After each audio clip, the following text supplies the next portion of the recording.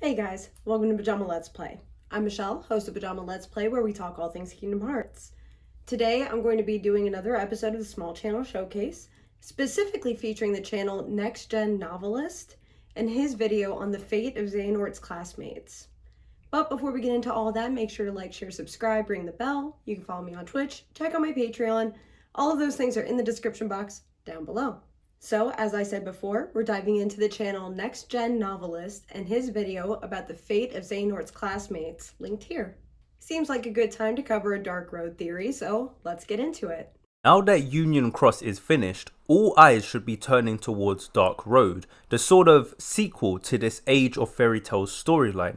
Whilst there are a number of things I could discuss about what may potentially come up or happen in that game, I want to focus once again on the role of darkness, especially since it seems very apparent it will play a significant role in Dark Road.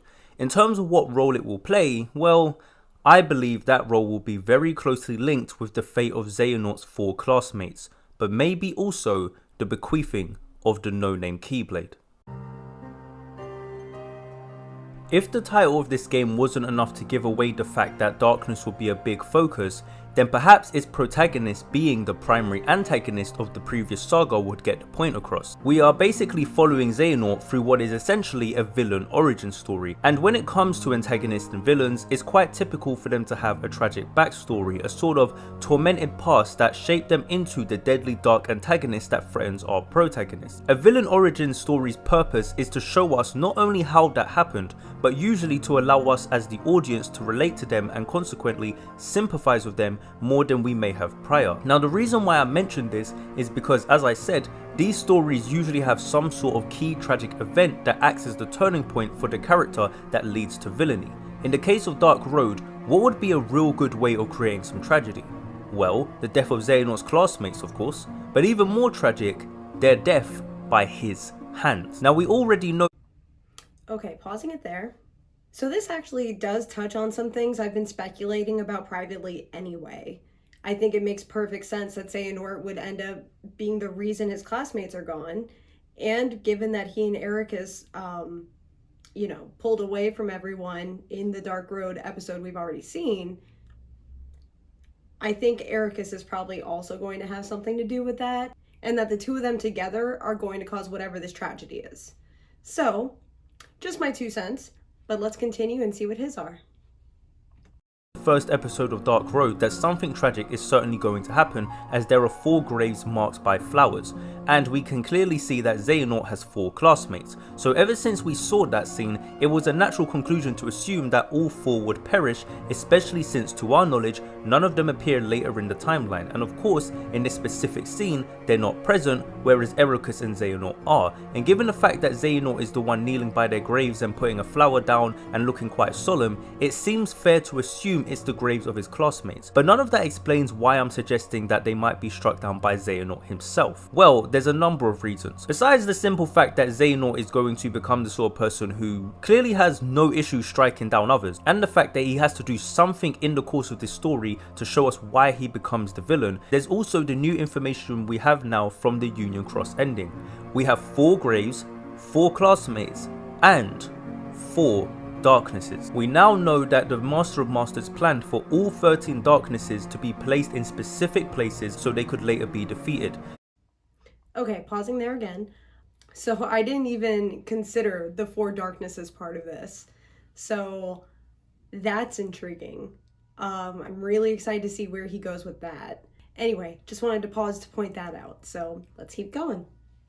7 deadly darknesses are meant to take root in the foretellers, whilst 5 of them were meant to join with the Union leaders, leaving the last one trapped. But we know now that thanks to the player, things didn't go that way exactly, and instead 4 darknesses were trapped in the portal cable, 1 joined with Ventus, likely the being that becomes Vanitas and or perhaps the Dark Inferno, and the last one was seen with Luxu, and it's unclear what happened with it, but it's those 4 that were trapped by the player that I want to focus on. We know that the player sacrificed themselves to seal the darkness away in this cable, and we also know that they passed on, choosing to begin a new journey, and that journey is of course what we will experience in Dark Road and beyond with Xehanort, but we also know that Xehanort has memories of that previous journey of another life, and it is those exact memories of the player that fosters his desire to seek out unknown worlds. But as I've discussed before, these memories seem quite intimate and personal, and now we know why. So I just want to get out ahead of the comments that I know we're going to get from this. Nothing is confirmed until it's confirmed. So I do agree that player reincarnated into Xehanort. I do agree that that baby is Xehanort. And I do agree that we're going to be picking up from, the Dark Road stuff, of course, but also finding out more about the Scala stuff. So just want to put it out there, but nothing is confirmed until it's confirmed. So let's keep going. Dark Road, when Xehanort describes these dreams, he says that if he gets to the outside world, maybe he'd be able to meet his friends from those dreams. So perhaps this desire to meet his old friends will eventually lead to him looking into Daybreak Town. I've mentioned before how I think his memories of the past might potentially play into how he discovers unreality and ancient technology like the Arcs, or it could be the Master himself that tells him about it. But either way, I would assume Dark Road will be where we find out why and what he knows about these things. But if these memories do lead to him looking into Daybreak Town, or him accidentally discovering it, I have a feeling that might be how he will discover the four darknesses trapped in the Data World. And remember, Scala ad Caelum is built upon the ruins of Daybreak Town, but the Data Daybreak Town was where the darknesses were sealed, and that world was put into sleep mode. So who knows? Xehanort might just end up awakening it. Maybe not. But basically my thoughts are that somehow, whether through Xehanort or some other means, the four darknesses will be freed and eventually take root in the hearts of Xehanort's four classmates. Okay, pausing it there. I realized that he probably had a few more words left in that sentence and I should have waited, but this is when my finger hit the space bar. So, I also think that Xehanort is going to be responsible for releasing those darknesses. Feel free to check out my theory here about the darknesses, where basically I suspect that they find a way into player's heart and get reincarnated into Xehanort along with player. But I could also see him being Xehanort and with his insatiable thirst for knowledge, doing something a little reckless and releasing these darknesses. I suspect he's probably going to find the Ark, much like Sora does in, what was that, Kingdom Hearts 2? Forgive me, I don't remember what happens in what game. It's all just one big story to me. So,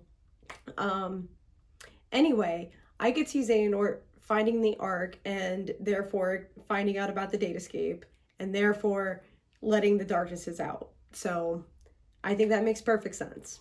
But let's keep going. Them vessels of darkness, leading to him eventually having to bring them down. And because Xehanort has memories of the player's life, it's possible he will also have memories about them sealing the darkness away, and Xehanort has clearly shown already that he has a strong interest in darkness, and we all know that he will eventually become a Keyblade wielder that stands on the side of the darkness, controlling it to his own ends rather than being controlled by it. So perhaps he will intentionally free these darknesses somehow to test some sort of idea he has about how darkness works, and this may end up backfiring. Okay, so I like that he's talking about experimenting with the darkness, because we also know that as Xehanort, that's exactly what he does. So that's pretty cool to bring that in too. So anyway, that's all I had to say on that one. So let's just keep going.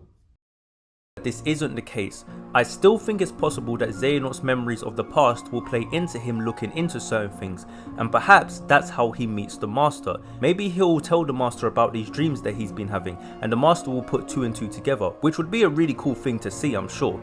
I mean, at the very least, we know he's going to meet the Master, and based on their conversation in Remind, it's clear they've met before, and I would think that meeting will happen in Dark Road either before or shortly after Xehanort begins his Mark of Mastery exam. Now, that was where my mind was at when I first thought about Dark Road after seeing the Union Cross ending, but when I actually went to have a look through it, I started seeing a number of things I'd never paid attention to before that only made me further convinced that something along these lines will end up being the case. The line that stood out to me this time when I looked at the graveyard scene was when Ericus says to Xehanort that what happened wasn't his fault, There's no voice lines to convey the mood here, but something about Xehanort's expression and the rain, it just all gives a somber tone and a strong sense of guilt. I mean, having to take out his classmates because they fell to the darkness seems like something Xehanort might feel quite guilty about, especially if it's something he feels responsible for. At the start of the second episode, Xehanort says change can come from the smallest, simplest thing, from light or darkness. Later in the same episode,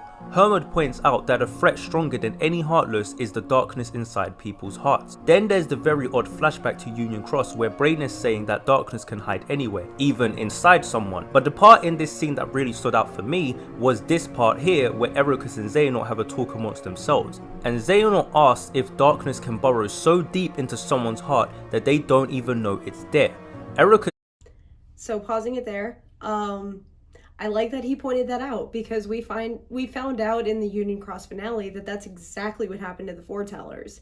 They didn't know they had darkness entities within their hearts. They were buried so deep down, and those dark emotions were so in the forefront that they couldn't even pay attention to what was causing it. So I like that he's pointing this out, and I really appreciate it. So let's keep going. It's a scary thought, and then Xehanort asks Ericus if he could turn his Keyblade on a being that has no idea what they've become, and Ericus answers, I don't know. And Xehanort then drops an eerie yet probably prophetic line that one day they might have to decide. Now, if that's not some heavy foreshadowing, then I don't know what is. It's so heavy, in fact, that I almost feel like it's too blatant, but in all honesty, it didn't even occur to me in all this time since this episode came out, not until now. Even the way they stood away from the others as though conspiring, and then Ericus lying about what they were speaking about and saying that they'll stay there and let the others all leave, it all just serves to further distance themselves from the classmates. And just look at everything we know about Xehanort and Ericus and their time in Scala. Everything's about those two as friends. It's never anything to do with their classmates. All of this to me just seems to strongly support the idea that Xehanort and perhaps also Ericus will be forced to have to, as Xehanort says, turn their Keyblades against those that have no idea what they've become. So it definitely is a us versus them kind of feeling. I mean, I felt that, I guess, when I first watched it, but I didn't really think about it. But now that he's bringing all this up, everything about the two of them have really just been the two of them. So, but honestly, I think that kind of backs up my thoughts that it's probably both of them together that caused the tragedy, whatever that may be, leading to the 4 gravestones. The main difference I'm picking up on here is that Xehanort, you know, the one who follows darkness, has guilt and remorse and sorrow and all of those things because he genuinely regrets whatever happened. Ericus, however, has that righteous light thing that he does, where if it's the right thing to do, then the ends justify the means. So he doesn't have guilt or sorrow or remorse because he probably felt they had no other choice in whatever it was. So, just putting that out there. So let's keep going. I would speculate those people would be their classmates, and like I already said, I think this story is a tragedy waiting to happen, and if it was a situation where their classmates became vessels of darkness but had no idea because maybe just like the Queen of Hearts, they believe that what they're doing is correct, then that in itself would be quite tragic. But there's more than just this. At the start of the 3rd episode, Xehanort is walking through some sort of current of darkness. I believe this is a flashback of him walking through the dark corridor that will eventually lead to him ending up in Scala, which is why he says he took the first step of his long journey. Now what I want to focus on is what Xehanort says, but also on the darkness that he's walking through. First, we'll look at his words. Xehanort says that the darkness whispered to him from all around, but he can't understand it, yet it stirred emotions in his heart. The emotions he felt were feelings like hatred, jealousy, doubt, things he says he's never himself felt before, but they belonged to people he had yet to meet, and he wondered if he could handle being the focus of someone else's darkness. Now, given the time he's saying this, his classmates would be the people he had yet to meet.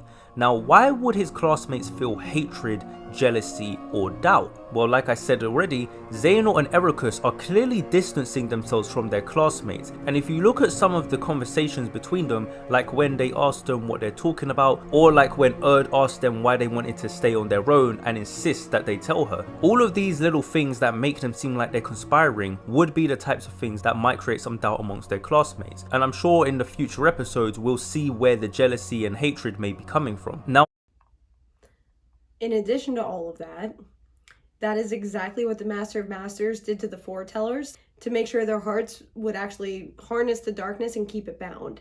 So I like that it seems to naturally be repeating that with, you know, the classmates. So I like that cycle. I like that he's pointing that out too. So just thinking and processing. So we'll keep going. Also mentioned about how I want to focus on the darkness itself in this scene. If you look closely, you can see that clouds of darkness pass through Xehanort, and those clouds of darkness look basically identical to the ones from Union Cross, and I count 4 of them. This is the first one, this is the second, this is the third, and this is the fourth. The first 3 all pass through and move on, but the fourth one seems to sort of linger and pester Xehanort for a bit before passing. Now, I could be wrong with this, but because I had this theory already in my head, I was curious if I was to count if the number would turn out to be 4, and it seems like it is 4. And I believe that these darknesses are meant to represent the darkness in the people's hearts that he would soon meet. And again, I believe those people are his 4 classmates, and that would make sense if it is indeed 4 darknesses that are passing through him. You can have a look at the scene for yourself and let me know what you think, but that's what my takeaway from it was. Like I referenced in my previous video, there's also Master Odin's speech about how darkness works that also has hints of foreshadowing of all of this as well. The discussion near the end of episode 3 about the missing upperclassmen and the darkness is quite interesting too, especially when Ericus goes off on Xehanort.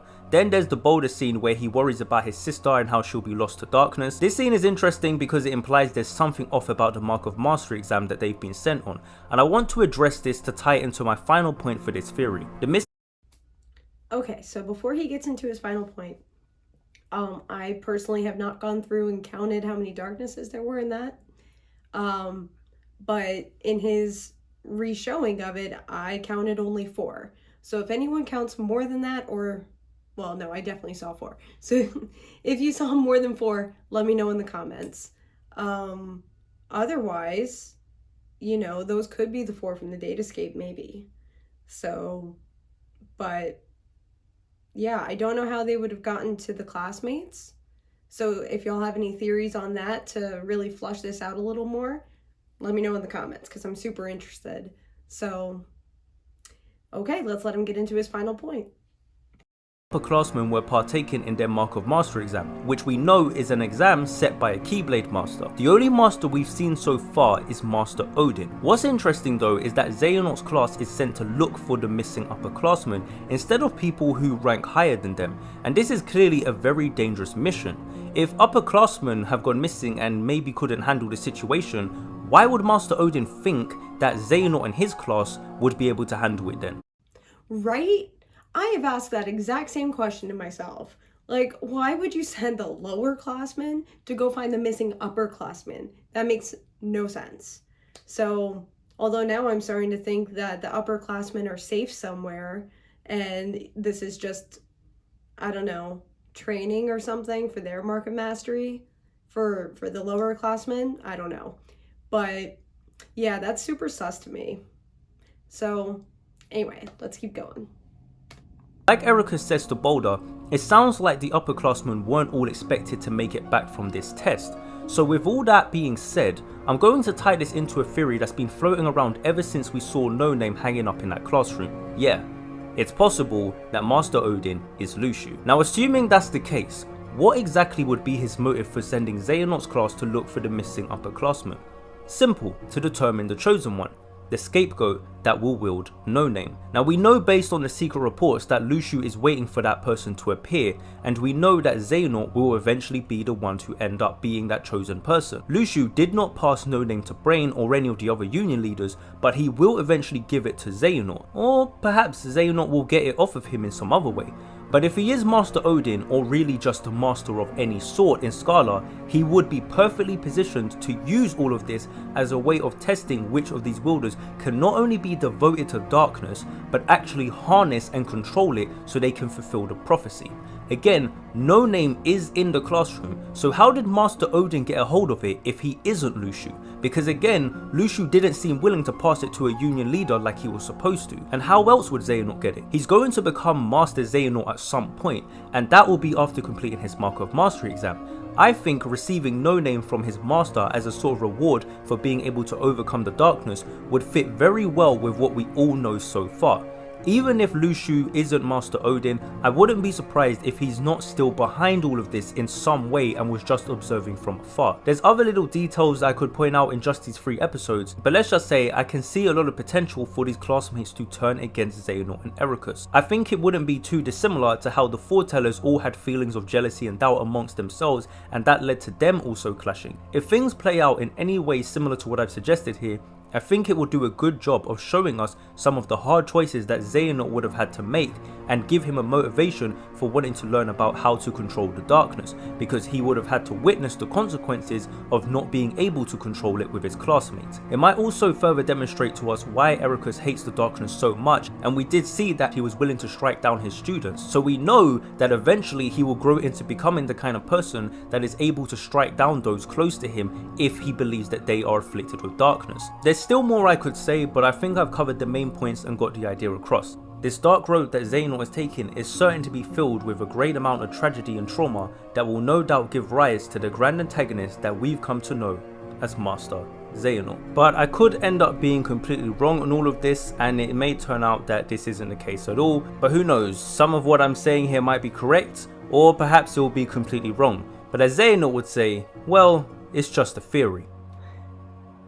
Believe it or not, I still have more thoughts and theories to share, and one of them is going to be about Luxu and these lies that he's been telling us. I also want to thank you guys for getting this channel to over 2,000 subscribers. I really do appreciate all of your comments and your support, and of course I'll do my best to continue putting out enjoyable content. Also, if any of you happen to be Nier fans, be sure to keep an eye out for my very next video. Be sure to leave a like, share your thoughts in the comments below, and subscribe to the channel if you haven't already. Thank you very much for watching this entire video.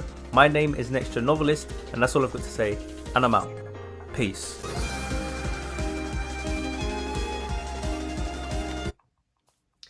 Okay, so for the most part I agree with this theory.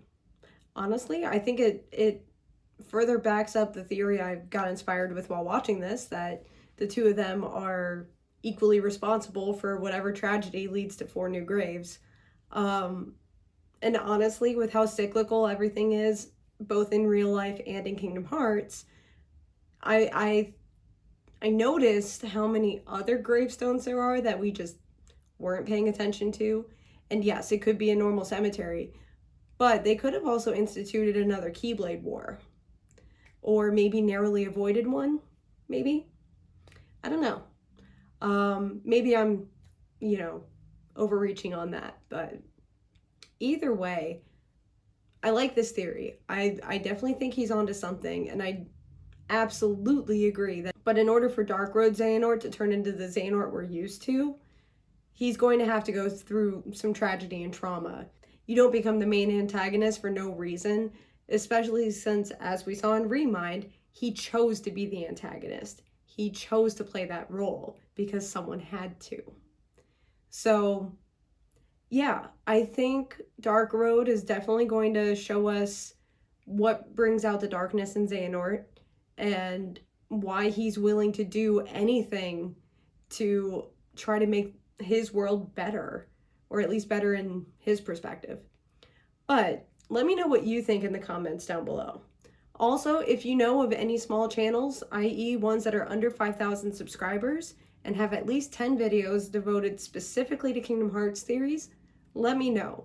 My email address is pajamaletsplay@gmail.com, and I'm happy to go through these channels and find a video that I would like to feature on here. So, with their consent, of course. So, if you know of any, make sure to email me. It's in the About tab. If you hit on for business inquiries, prove you're not a robot, it'll show you my email address. So, With that said, again, let me know all of your thoughts in the comments down below. Do you think the graves belong to the 4 classmates? Do you think they belong to someone else? What do you think is Ericus's role in all of this? Let me know down below. Also, don't forget to do all of the things I'm supposed to ask you to do in the description box down below. Until next time.